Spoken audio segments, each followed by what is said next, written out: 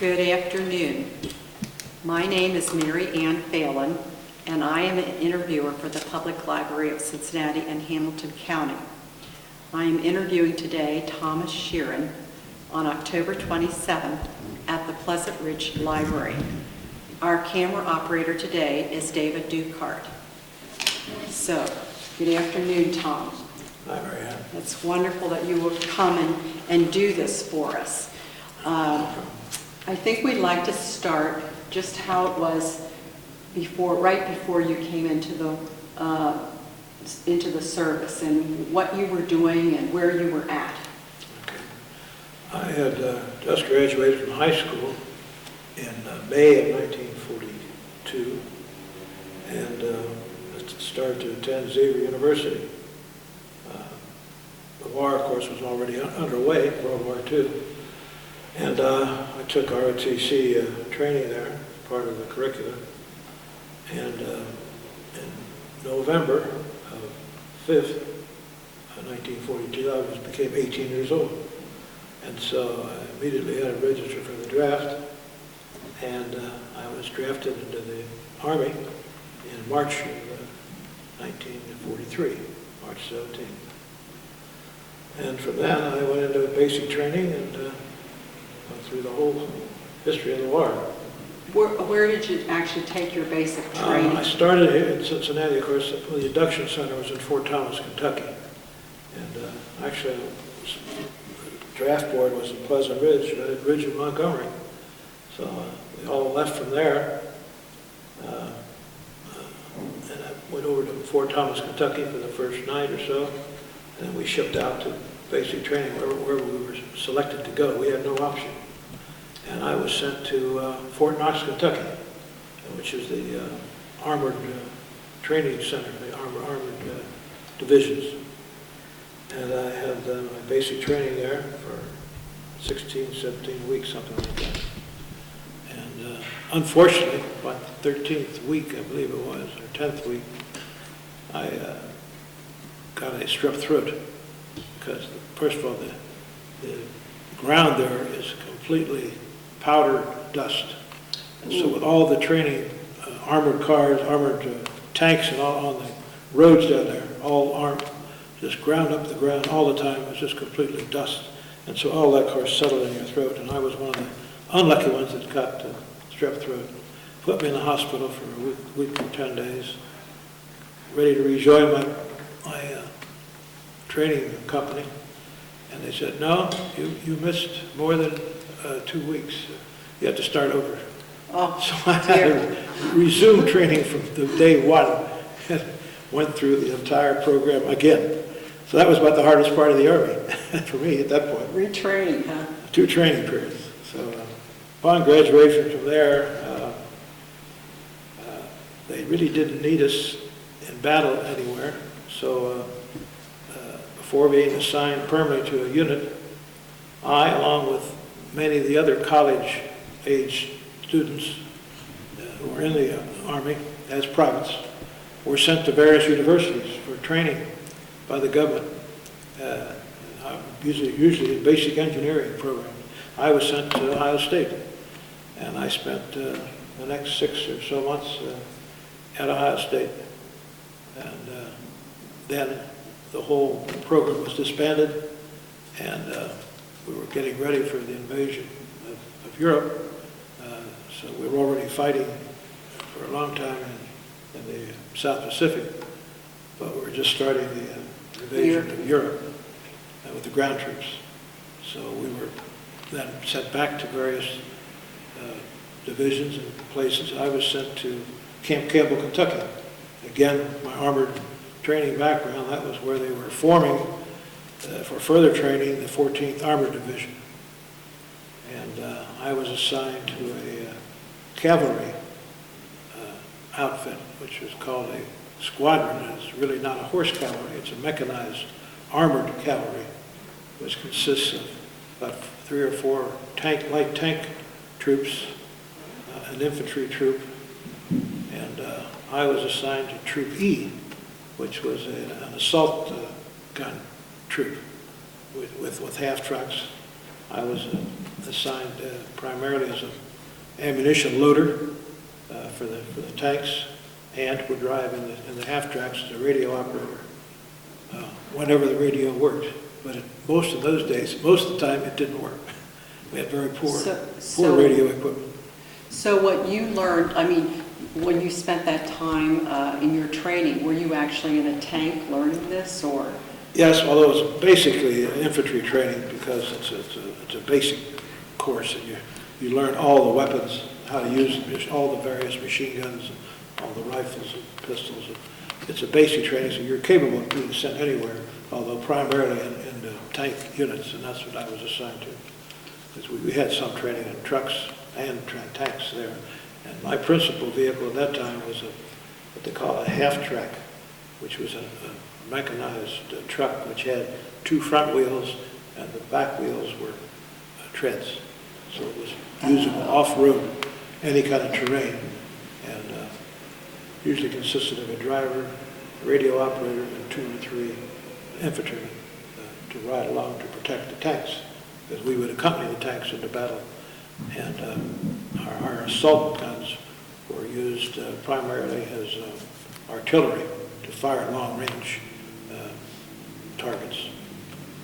So when you finished your training and you went to Ohio State, and now they just dissolved that program, and so you knew you were going to be going overseas. Did you go with the same people that? Yeah, we then went with the outfit we were assigned to, and I was assigned to the 14th Armored Division.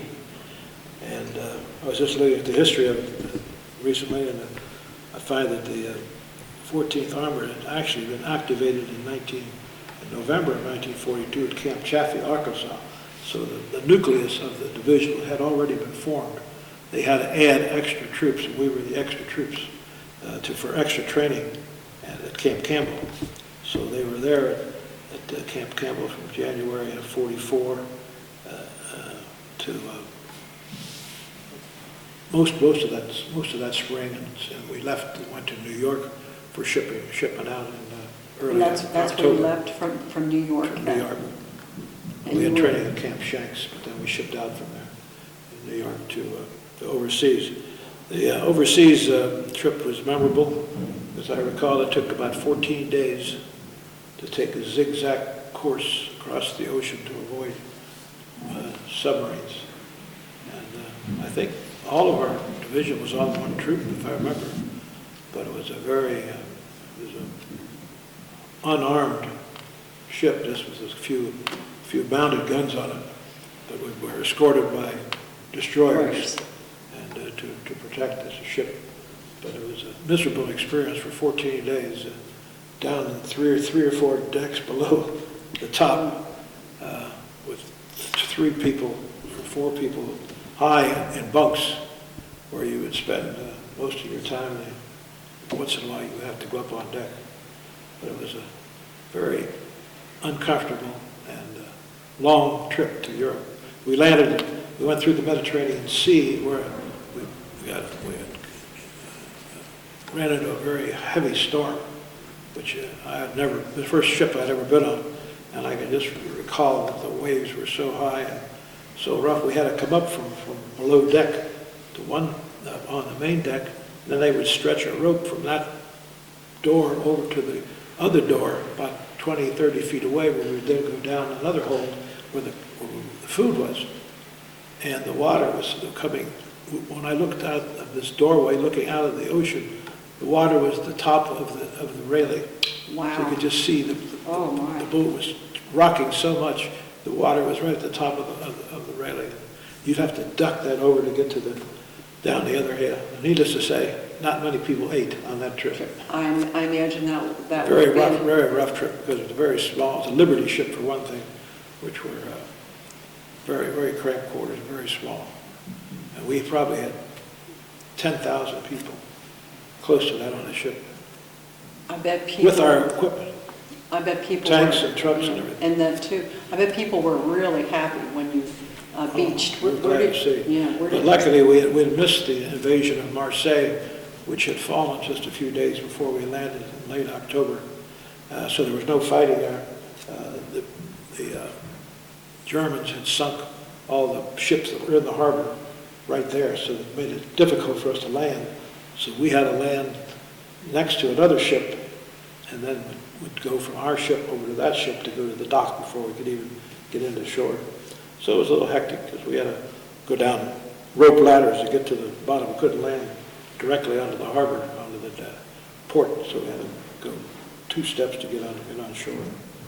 But that was my first experience in France, in Marseille, which was really under a normal city. We didn't stay there because we just passed through it, stayed on the top of the hill outside of the city on a mountain that looked over the entire ocean. Did you get right in your equipment at that point to go to your destination? Is that Yes, what happened? we unloaded the ships right there, and we each got our own vehicles and just proceeded on up the mountain into the camp, and we stayed in tents in October, which was below freezing, and the wind coming in off of the bay. It was not a comfortable place. It was very cold. So we stayed there a few days, and we got on some trains. We put all our equipment on trains, and we went on up into France because it was too far to just take our vehicles. We actually put them on these old 40 and 8 trains. They call them 40 and 8. Used to hold 40 men and 8 horses during the old World War I. Same old freight trains they used. So we put our equipment, all of our troops, right on the ships, on the trains. Went on up to, I think we stopped about Lyon, France, Lyon, and that's where I think we disembarked. And then we went on up into Alsace-Lorraine, where we took defensive positions with the 7th Army, and then we had joined the 7th Army, which is under the control of General Patch. And General Patch? Patch, P-A-T-C-H. Do you remember approximately the dates that you arrived in these places? I have a record here that shows that we moved north 20th of November, and we were... This is 1944? Yeah, we landed in the end of October 44, and some of the trips moved up to 14th of November. We got there within 2 weeks, I'd say. So we spent basically the winter in Alsace-Lorraine in a defensive position, much of the same as infantry would be. We were told to hold a line all the way across the part of Alsace-Lorraine. Did you know if what your information at that time was, could they tell you where the enemy forces were, or was it just, you just had that? As a private in the Army at that time, at 19 years of age, I don't remember being told anything other than who was on my left and who was on my right. Mm-hmm. In my own troop, you were told nothing, because I guess they figured the less you knew, the less you could tell the enemy if you were captured. So you were really in the dark. We didn't know for 6 months whether we were winning or losing the war, because it was just a static position. So there really wasn't a good, no radios? No, but there were occasional armored battles, because the Germans were right north of us and east of us. So they would occasionally probe our lines, and there would be gun battles. I was in the Reconnaissance outfit, which means that's the eyes and ears of the division, so that our troop is always out in front of the main body of the division, trying to find out where the enemy is. And then when you find out, you pull back, and then the tanks come back forward, and then attack the enemy positions. But during that time, we were primarily on the defensive. We had some vicious tank battles there. Did you? But luckily, our outfit wasn't involved until in December. Okay, well, what changed in December that time? Well, I can recall we had a position up in the Vosges Mountain and the Bitch Mountains. I think it's B-I-T-C-H-E, where we had taken over actually part of the old Maginot Line that the French had constructed to keep as a defensive position against the Germans prior to the war. And so all I can recall is that our officers were in the Maginot Line headquarters, which were underground, like a bunker, where they had full equipment set up. It was warm. They had their own place, and we were outside in the cold. So we spent basically the winter in the field. Occasionally, we would get into a barn, stay there overnight, sleep in the hay where it was warm. Occasionally, we'd go in some French Alsace-Lorraine houses. People would welcome us, and they would take some of the rooms, and we would take some of the rooms, just to keep warm and spend the night there. But they were very friendly because they were very hospitable. You know, the history of Alsace-Lorraine is they've changed hands and changed countries by 3 times in 3 generations. So the grandparents spoke German, the parents spoke French, and then when Hitler came in, they put German back in the schools. So everybody there spoke 2 languages, but none of them were consecutive. Because the Germans were there under Bismarck, and then under Kaiser, and the French came in after Bismarck until Kaiser came in. Then the people were taught German. Then after World War I, and then the children were then taught French, and then Hitler came in, and they taught German again. So that was the situation we found. So we could get by with speaking some kind of pidgin German or pidgin French to most of the people. And So you could understand them, they could understand you. They were quite friendly, but they did not like being under German rule. Are these some of the pictures from Yeah, that here's area? a place that Maybe we can catch some of spent those. some time in this little town called Nordschweiler in Alsace. This is a typical picture, and most of the towns would look just like this, or this one here. This was another typical picture of a house in Alsace. This one.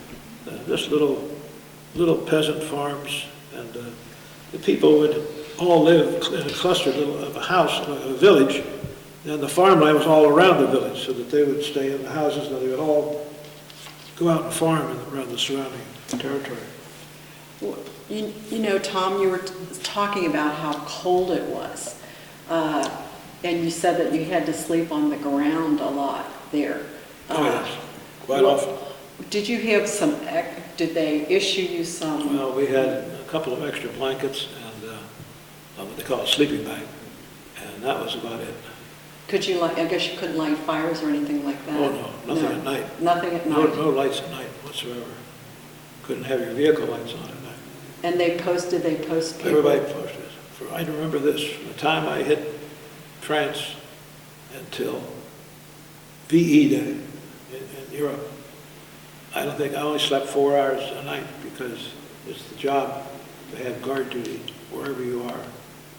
And that's 4 hours on, 2 hours on, and 4 hours off. 2 hours on and 4 hours off.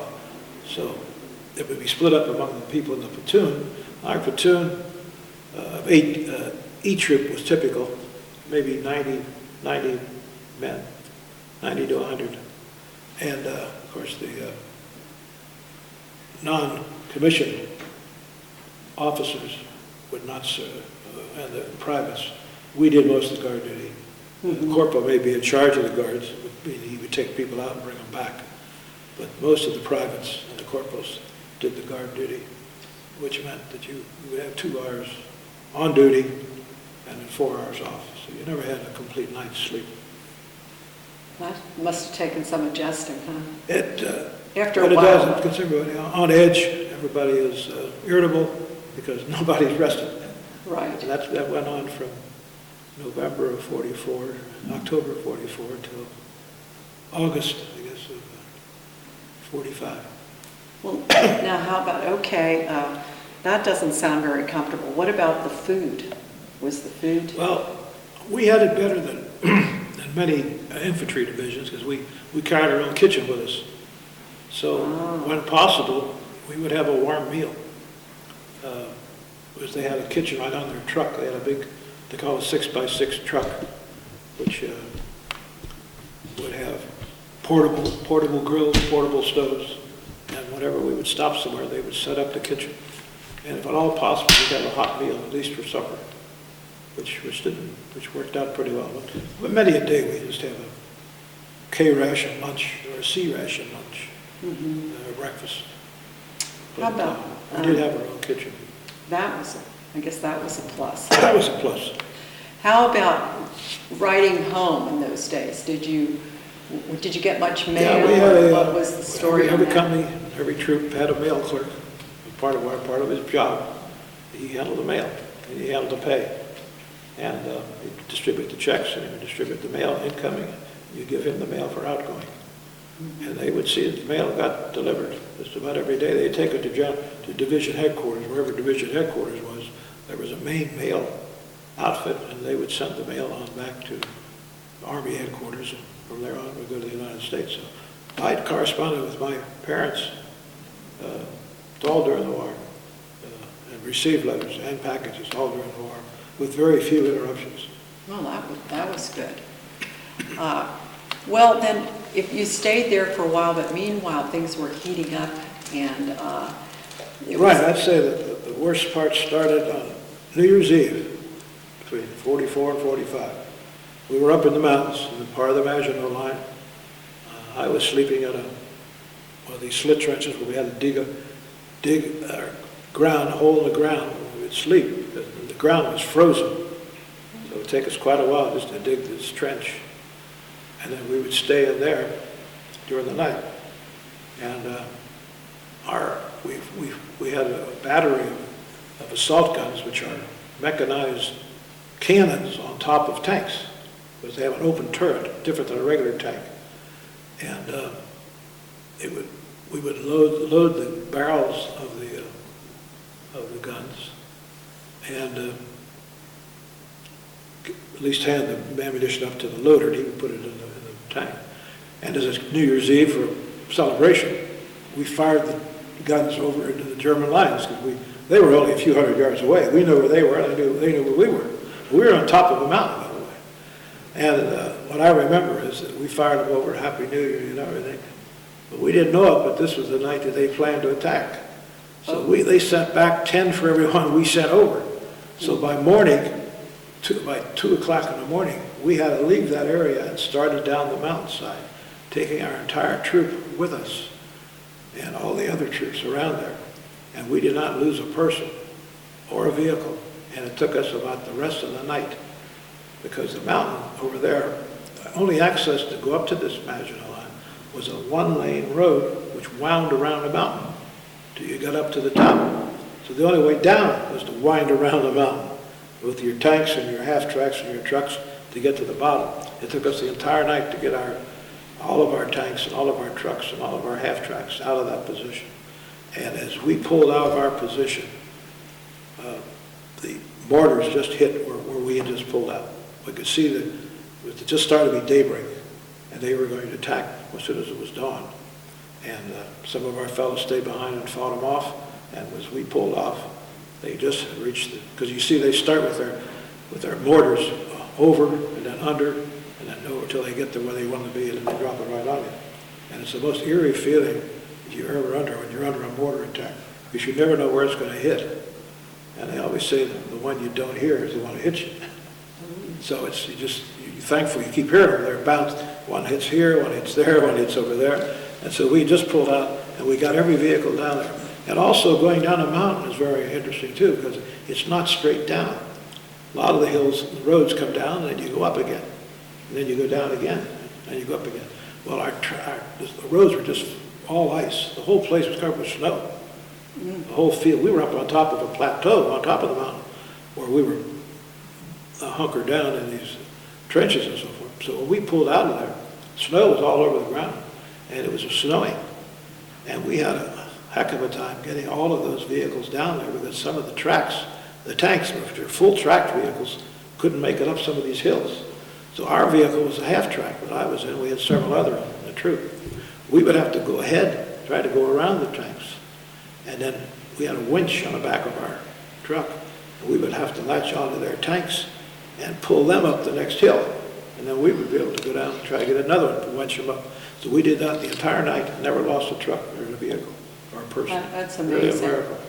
And I guess when you went around that one side, you were more vulnerable too, because they were on the other hill. Is that it? Yeah, they were on a plateau on the other Plateau. side. Yeah, it was all flat up there. So as you were going down, did you hear a lot of mortars too? Oh yeah, it's just Or just one after another, huh? Wow. Was this the first time that your unit had been under fire then? well, my particular troop it was. I don't recall any before then, but other units were under attack many times before then. tank outfits. They were out fighting separate missions. But our group was not called upon to actually do any heavy fighting. We had done some, but nothing like this. So we were lucky to get out of there. We got out of there, and then they pulled us back for a few more days to regroup and get everything set. And I think I had my first vacation after that. I had a week's vacation. Oh, what did you do? What did you do? And I went to Metz, I think it was, Metz, France, which is close, right at the beginning of Alsace-Lorraine. And first thing I did was take a shower. Oh. They have portable showers run by the American Army, and hadn't had a shower in Months, huh? months. So I went in the That had American to shower. felt That was good. That was the best thing. Got all new clean uniforms, all clean equipment, all clean everything. So that's really the best part of it. That's what I remember. It's amazing how. Well, the little things count a lot when you don't have them. Right. Everybody takes a shower for granted. Yeah. You don't have one. You don't have one. We wash every day out of a helmet. You know, you have a helmet that's metal, and then a helmet liner, which is plastic underneath it. Well, your helmet you use as your wash basin. So that was what I washed in every day and shaved in every day while I was overseas. When you didn't have a house, that was your sink. You just take the water off the tank. We had them in 5-gallon containers. Pour some water into your helmet, and when you're real luxury, you put your helmet over on the engine of the car, and then the water would then heat up when the tank warm water or the half-track car was running. You warmed your water, and then you'd have your nice warm water. That's the only way you wash. You found a lot of little tricks. So you have to do little tricks. Yeah. That's where we'd have hot meals that way too. We take their sea rations came in little cans. Well, you take those and put them over on the engine, and that's how you have hot, instead of cold chicken noodle soup, you'd have warm chicken noodle soup. Cold ham. And I guess that really felt good when you had something warm, especially when it was so cold out. Man's own ingenuity to figure that out. Yeah, yes. But we did that quite often. So while you were on vacation, did you get to... I don't remember anything else except that shower. Shower. I must That have done is something amazing. else, but the only thing at 19 years of age, all I remember was that shower. the shower? So, okay, they bring you back all showered up. I think I saw a movie or two. They do. Then they say, now, did you restart, take another position, your group, or? Yeah, we got back, and it wasn't long after that we were sent up to the front lines. The Bulge had started. That was the Battle of the Bulge had started, and we were given orders to go up, and we went up into Belgium and relieved the 101st Airborne Division, that was surrounded up there by the Germans. The famous General McAuliffe, when the German officers asked him to surrender, he sent back the note that said nuts, N-U-T-S. And that's the famous battle of the war, that they wouldn't leave. They were surrounded by Germans. So we were one of the divisions that broke through and relieved them, and then they went on back, and we took over their position at Bastogne. But that's what turned the tide of the war at that time, because the Germans had really been on the offensive and killed many Americans. I'm just reading that we lost, I forget, total casualties there were, what did I tell you, 20,000? I looked that up too. It said actually over 1 million men, 500,000 Germans and 600,000 Americans. It said that's how many men fought there. Right. And I think they lost 81,000 as American casualties. Right. And in fact, this was one area where they were... There was only 44,000 killed, but there were 20,000 more injured. Yes. And also they... A lot of them missing, because a lot of them missing were in action, missing. a lot of them captured too. Captured. We lost a lot of divisions there. Overrun. They were overrun. That was really a key, very, very key point in the war. Did you have that feeling that it was really Well, we knew it was their last. critical? At that point, we were only facing young boys and old men. The flower of the German army, you could see, was gone. Uh-huh. And when we started from fighting from there on, all we ran into were young children, 14, 15 years old. is with the Army uniform on, and old men, 50, 60, 70 years old, with uniform. That's all that we were fighting. The flower of the German army was just about defeated after the Battle of the Bulge. That's all we ran into after that. So then we joined the Third Army, General Patton, who's the only general I saw in the war. I never saw my own general during the war. Well, we were in France or Germany, but when we were crossing the river, and I think it was the Rhine River, General Patton was there in a Jeep, standing up in his Jeep with two ivory-handled pistols, waving us on and hollering and shaking hands. Go ahead, Tom. Very, very nice, very friendly, and we just motioned us on across the bridge. Pontoon bridge put in by the engineers. I remember that. But that's the only general I saw in the war. I never saw any others. So when you got over, you were actually then into Germany, huh? Yeah. And then, well... We were then with the Third Army. They go very fast. And Patton's army is tanks, you know. Yes. He's in the Third Army, principally tanks. So we were assigned to that division. And we're being the reconnaissance for our division, 14th Armored. We were out ahead of the division. And we got out so far, we got cut off. And that's the only time that I personally was in practically hand-to-hand combat during the war. And this wound up about March 15th, I think it was, March 15th, or May 15th. It was right near the end of the war. Let's see, it ended like in May. Yeah, I think it was May 15th. It was just a couple of weeks before the end of the war. And it's written up here in one of these articles I was reading the other day that we were right outside of Beirut, which was a training center, an OCS camp for the Germans, and tank divisions are there. And so they were heavily protected and heavily armored there. So they did have some young soldiers there because they were just training. And we ran into them because we were cut off. In fact, we lost our kitchen. Our kitchen crew had gone back for supplies, and they were stopped, and the whole crew was murdered. Oh. And never heard from them again. Until I'll tell you an interesting story about it later. Later on, I heard from one man got away. And when I was working, I'll tell you now, I worked for the National Labor Relations Board after I got out of the Army, after law school, finished college and law school. And I got a phone call one day from one of the fellows who was in that kitchen crew.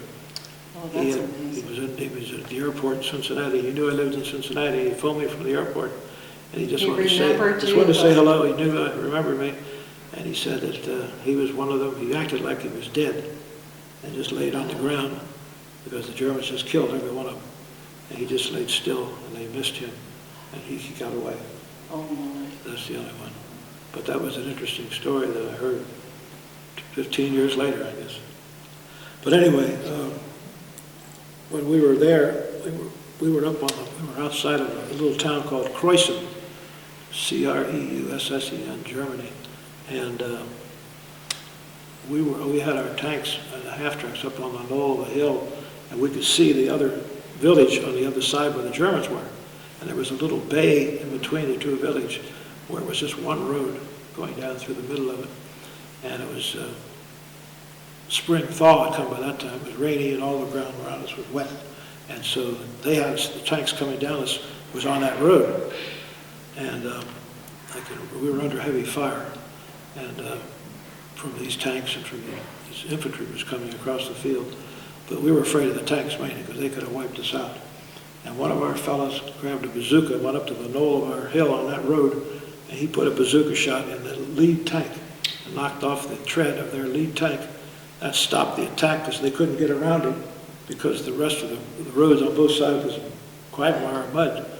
And at that point, reinforcements came up from behind them and cut them off so that we were saved. But we were under fire there for at least 2 days. We don't know whether we were going to get out or not because we were cut off from the main part of the division. And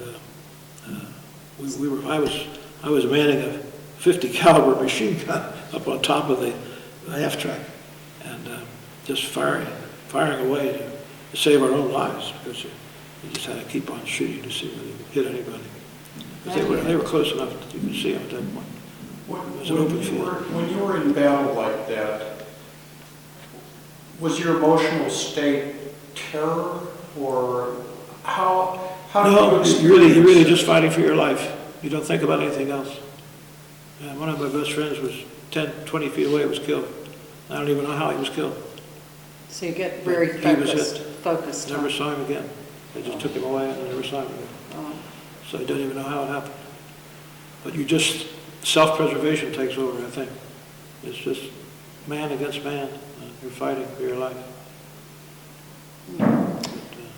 And it went on for 2 days then, too. Yeah. So that was a pretty long stretch of having to have your adrenaline going at a high pitch. So when you found that, when the relief team came in, you must have just, everybody must have just been... Overjoyed. Oh, Overjoyed. they were overjoyed Overjoyed. and exhausted. Right. Because you got very little sleep. Remember, we stayed, when you weren't fighting, you were standing guard duty all night because you couldn't tell whether they were going to attack or not. Uh-huh. So, The nighttime was probably really scary. longest nights in the war. Were they? Because I can remember standing there, and maybe not that night, but other nights during the war, when you're close to the enemy line, you're really tense. Mhm.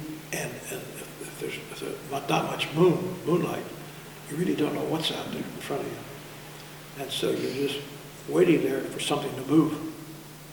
And some nights you'd stand and you swear someone's there, and finally when the sun would break through, there's a fence post that you were just Looking. waiting on all night long for that to move, you know. It didn't move because it was a fence post. But one night, it was a cow. The cow came up, and I don't know what it was. It was a cow. You're just covering on you. You're so tense, you don't know what you're doing.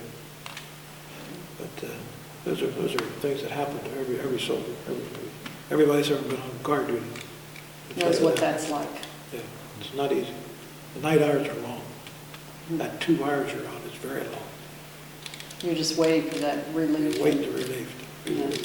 Waiting for And then I imagine... waiting for daybreak. Yeah, everybody's waiting for daybreak, Right. because it always seems But you don't know like... whether you're on from 12 to 2 or some nights. You usually rotate every night. You'd be on a different night. You're 12 to 2 tonight, and the next night it'll be on 2 to 4. And the following night it'll be on 4 to 6. Well, your day starts at 6, so you just, there's no going back to sleep then. You're up. Your day started at 4. So it's a funny experience.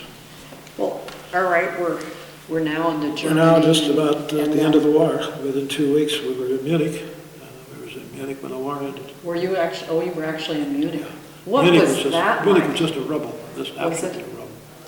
A lot of bombing A happened. lot of bombings. I can remember being outside of Munich and outside of Frankfurt and outside of Stuttgart on nights where we would be in a position and we just hear the American planes going overhead and just bombing the rail yards and bombing whatever they could possibly bomb. And you could wonder, how could anybody live through that? Because it was just night after night and bomb after bomb after bomb. I mean hundreds, Mhm. which is the only reason we won the war, I can tell you frankly, because of our air power. Superiority was there, Superiority. yeah, very, very Very much much. so. How did they know? I mean, like, if people were all in there, our soldiers were mixed in there too. They were very cautious. Well, they knew where we were. They were very- They would have general ideas of where we were. Mhm. But they were distant away. We were never That close close, to where they were that bombing. close, yeah. So the American bombers would bomb at night, and I understand the British used to bomb in the day. We were saw the British in our area, Mhm. but I would see the Americans. Did you go through or go by any of the death camps for the... Oh yeah, in fact, the nickname of our division was the Liberators. We liberated thousands of displaced persons and prisoners of war, and How about any of the Holocaust? Holocaust people. Oh yeah, we liberated many of the prison camps. What did you see with the condition of those terrible, people? terrible Was it scenes. really as awful and as hideous Oh as yeah, we... people were all malnourished. The ones that were survivors were just so malnourished and so weak and so frail, but so glad to see us. But Do you think that, were they like unguarded, or did you have to go in and actually confront the enemy? very little opposition. Very little opposition at that The point, guards weren't going to take on troops. at that point. Yeah. They knew the war was over. But we liberated, I don't know how many concentration camps. And we released also prisoners of war camps. So Those would be some of our division was the liberators. liberators. And those prisoner of war camps would be our own soldiers, right? The British and American troops. Yeah, all kinds. Russians. Russians too. I can remember we met up with the Russian army for the first time when we got over to Austria. And they were quite happy to see us, and we were happy to see them. It was a very joyful occasion. First thing I had to do is try their schnapps, their vodka. Their vodka, huh? They carried it in their canteens, like water. They did? And they put on their Russian dances for us. We had a real party the first night we met them. We had to try their vodka. And of course, that was our experience in Alsace-Lorraine, Every farmer makes his own liquor. They all have it down in their basement, in their little shelters.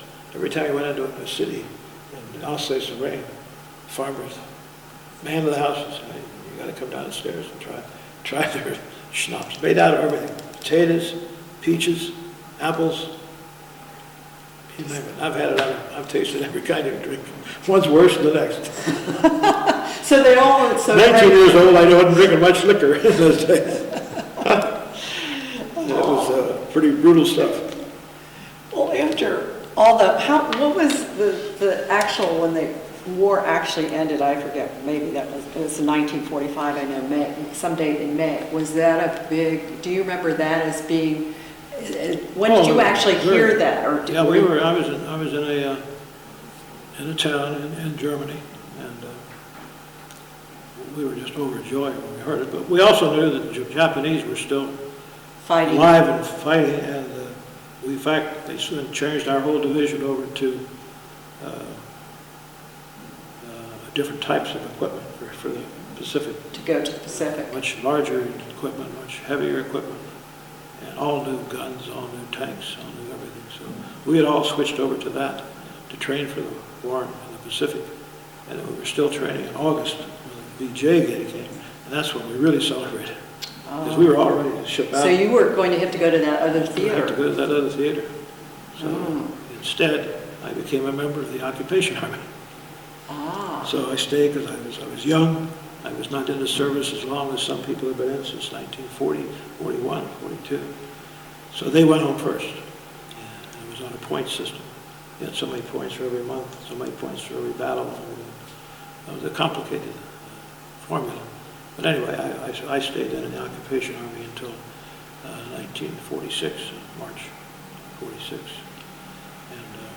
And I enjoyed it. I had a good stage. I transferred into the Surgeon General's division office, which was part of the 20th Corps, and I became a medical clerk. So I enjoyed that part of it. We had regular 9 to 5 business hours. I stayed in the hotel. I was right on in Tutzing, which was a former resort area, about 30 miles south of Munich, where I was stationed. And had every weekend off. So Catch a train right by my door to go down to Garmisch-Partenkirchen or anywhere else I wanted to go. And very nominal charge, very nice weekends. So the people, what about Germany, Yeah. after a while they accepted us. Did they? They were very, very reluctant at the beginning. I think they were afraid of us at the beginning. I can remember when we went through Frankfurt and Armstadt, which you can imagine, these are the same people who the nights before our planes had been just bombing and bombing and bombing and bombing. And now here we come into town with little resistance. There was hardly any fighting going on in Frankfurt or Stuttgart or any of those cities until we got up to Beirut. But they would just stand in the doorways and just stare, just look at us. You can imagine how they felt. We had been bombing their cities, But and the war was over. I think they were happy it was over too. Their attitude changed. They were tired. They were weary. They were very weary too. And they had lost a lot of relatives. A lot of People who survived, Yeah. all had lost somebody in the war. How did you feel about the enemy, you know, as you went over and then as you experienced the war and then at the end of the war, and maybe even years later, how did your feelings evolve? Well, I mean, they were your enemy, but, you know, in a war, you don't see people that close. So that you're fighting people at a distance most of the time, at least the way we were. It's not hand-to-hand combat. It wasn't a trench warfare like it was in World War I. We saw our enemy at a distance, and they saw us at a distance, so there was no personal contact, very little personal contact. One time, I didn't tell you this, another famous war story. While we were going into Germany, from the Rhine over to Beirut, we were some small town, and our half-track somehow got separated from the main body of the troops. And whether we went to get something or what, I do not know, but I know we got separated. And I had my radio in the half-track, but of course, as usual, it didn't work. So I had no way of contacting anybody. I didn't know where we were. The roads were strange. We didn't have a map. You have to depend on street signs if you can find any out in the country. And so we turned down some road, and I'm up in the there's a turret right near the top of the half-track where there's a machine gun up there. Or I'm standing, looking around, trying to find some point of reference. And the driver's driving down this road. We turn down this road, and all of a sudden we get into a place that looks like Winton Woods. There's a lodge right there. Here's an Army training ground filled with Army soldiers. They're walking out of the lodge door, and we're pulling into this place just like you're going to the lodge. We walk in, we drove down this road, got in there. Their trucks or cars are all parked around there. Here comes these German soldiers out of the door. I'm as close to them as 20 feet away. They look at us, we look at them. They're as much afraid of us as we are of them. I said, let's get out of here. We turned around, and I just started firing a machine gun at will. There's a great big 50 caliber machine gun. And boy, they were ducking and hiding and everything. And boy, the driver we had was just great. He just put that thing in reverse, went around in a circle. We got out of there in 2 seconds. And that's the closest I came to sitting, and I probably killed some Germans, I really don't know. Because it was just, reaction, just had to do something. I just started firing the gun, and we got out of there, and didn't look back. We finally found our way back to our troop. That was only one incident. And so you didn't have a map, though? No. They didn't have the... Well, we were separated from our main troop, so we didn't know. Wow, and they had somebody... We always traveled in a body. We never traveled alone. Yeah, I can see how that could happen. In a strange country, you didn't know where you were. It all looked strange. Every street, every road looked strange. It was out in the middle, we're out in the countryside. It wasn't in the city. But this was just an Army encampment. It was like something like Fort Knox of ours, regular training ground. We pulled right in the middle of it. But we got out of there in a hurry. Whoa. That's the closest I ever saw any Germans face to face. I saw them and they saw me. And they started running and we started going the other way. So I just started firing away. They were diving, that's all I know. Well, now, after you had all this time in the occupation, then you were there for how many months for the occupation? Till March. Till March, okay. 46. So... That was almost 6 months almost, after the end. Yeah, right. So then at that point, VJ Day was in August. Yeah, so then you were ready to... I transferred out right after that. Did you? Into the Surgeon General's office, which had responsibility for all the medical records for anybody in the 20th Corps. Divisions are part of a corps, so this is the higher echelon of the division. So when you finally, though, got the word that you could go home, you got a letter or you got a phone message, or how did you find out it was time? I had enough points. You get enough points. You had enough points, you were ready. You get a notice. Yes. You always would go home, and they wanted you to stay. They offered to stay and stay in Germany for another 6 months or a year with a promotion. Could have been first sergeant, in charge of the office. That was tempting, huh? That was a big, hard thing to turn down. I thought I'd better go. You were ready to go home? Ready to go. So then, did you fly home? No, Oh, That was another back on long the trip. boat? Another long trip by train to Le Havre, France, where you have to wait until your ship is ready. Oh, So again, we waited on the top of the brow of a hill overlooking the harbor. You can ask anybody that's ever been there, it's about as miserable as it was in Marseille, except in tents. We were now in Quonset huts, which are metal enclosures with a concrete base. Coldest place you'd ever want to be in the winter. And one pot-bellied stove in the middle. And I was as cold there as I was during any night that I spent outside during the winter. Because all we had was these 2 little blankets and a sleeping bag, which you still carried around with you. You know, that was your army equipment. You had a duffel bag and everything went in that. And so there I was. Well, finally, I found out it was better to put the sleeping bag and one of the blankets on top of it. We had a cot to sleep on. Well, that cold was coming right up through that concrete. oh, so to kind of insulate from Insulate. that. Yes. That was the only thing that even kept you halfway warm. Just absolutely frigid. It was like 20 degrees there with the wind blowing off of the bay, the harbor. So we spent a week or 2 there waiting for your ship to come in. Come in, and then you can, Then I went home. and I bet that was Back to, a it was Camp Lucky Strike, I think. They all had a name. I think that was Camp Lucky Strike. strike. Or Philip Morris, one or the other. Those popular cigarette names And then, huh? then they went, shipped back to New York. From there I went to Indiana, and was discharged at Camp Atterbury, Indiana. And finally got home to Cincinnati, do you In remember? March of 1946. I Wow. think it was on St. Patrick's Day again. A lot of things were I coming went in up on on St. that Patrick's day, Day, weren't they? 43, and I came out either the day before or the day, right around that same time, 46. Well, now that you're home, I mean, you came like it's March, well, if you intended to go back to school, it's kind of in between. Yeah, I took up where I left off, went Did back you? to Xavier University, Uh-huh. took a business course, graduated, decided to go to law school, went to University of Cincinnati Law School.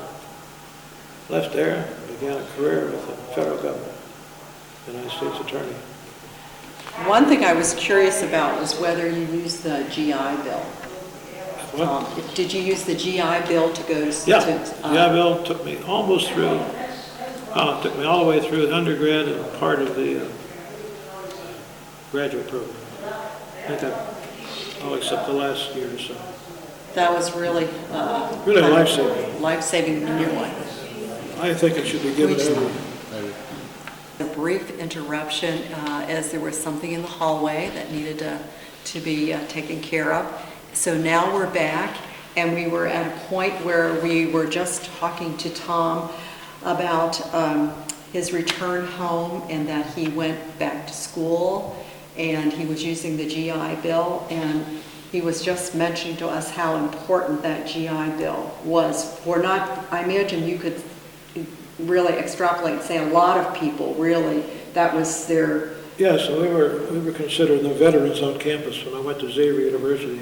They had a lot of temporary housing because there was an influx of students from 46 to 48, a lot of returning veterans, and it was a great experience, one I'll never forget. It was a melting pot of old friends getting together again and meeting new friends, and people you still have friends today from that experience. Because we became very close. We were the old timers on campus. We were there with a bunch of kids. We were aged veterans, at least 3 or 4 years older than them.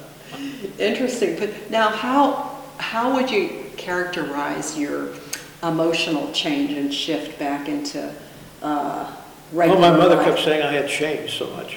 Did she? What I don't did know she why. I talk didn't about? realize I had changed, but Uh-huh. she said I had changed so much. It was an indefinable thing. I don't know how I changed. I guess I matured. But when you start out at 18, Right. never been away from 50 miles from your home, and you're thrown into something like this, it's an experience of a lifetime.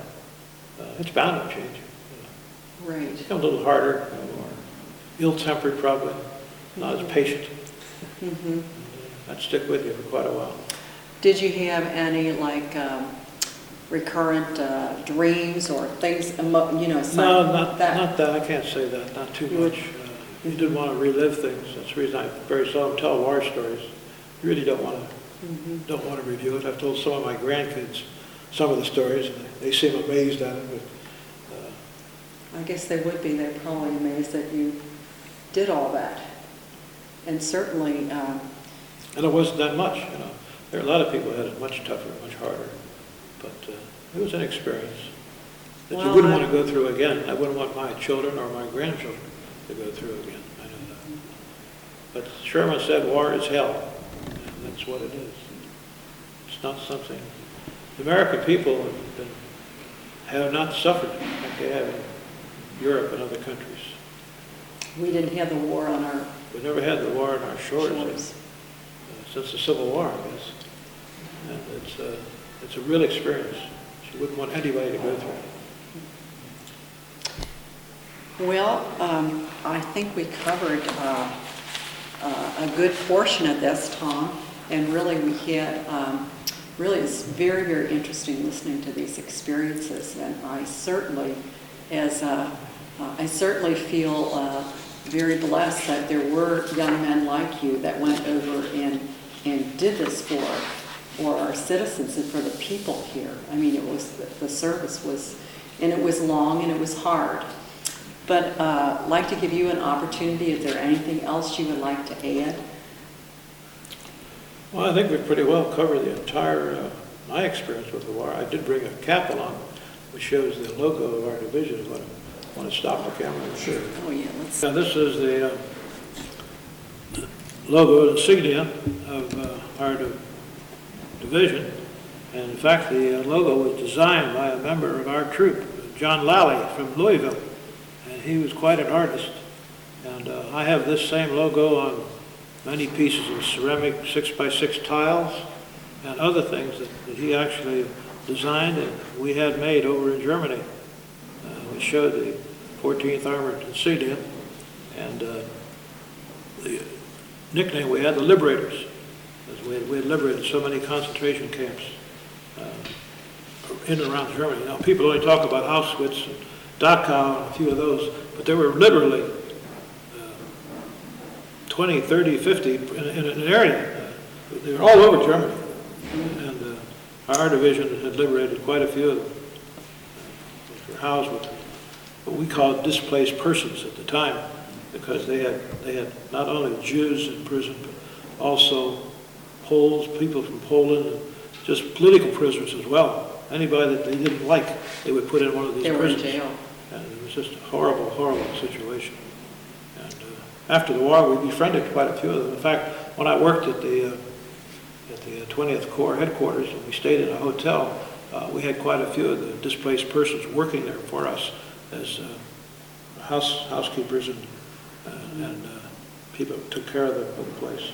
We were glad to get a job, and they worked for the United States Army, and they paid them, and they fed them, and they clothed them, and treated them well. And we became good friends with them. But it was an experience. They were so happy to be released from prison. It was really a sight to see. I think it might be also important to mention that Tom went on and he had a very, very wonderful career with the government at the National Labor Relations Board. He was regional attorney for years. 15 years. 15 years. And he had a very prestigious legal career. So it started, maybe some of the things that you learned early on, you had to take a lot of patience, a lot of how to get along with people. How to get along with people. I mean, have to be a people person. That was, I'm sure, right in the mix of all of that. Especially if you were ever in a position to supervise some attorneys, as I did. You're dealing with a bunch of prima donnas. You really have to know how to deal with them. So those were good skills. Those were good skills that I acquired over the years. Yeah.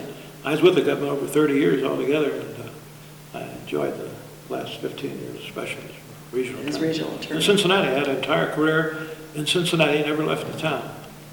Still I'm a resident of Pleasant Ridge, which I've never left. That's another important feature. I'm 81 years old, and I've been in Pleasant Ridge entire life. I've lived within about 5 square blocks of each other. Three or four different houses in the same area. And I've never left Pleasant Ridge. And our family, 6 children. And wonderful kids, all married, fine families, 13 grandchildren now.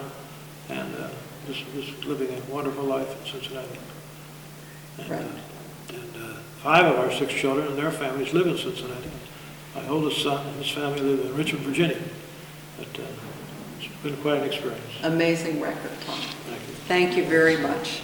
You're welcome.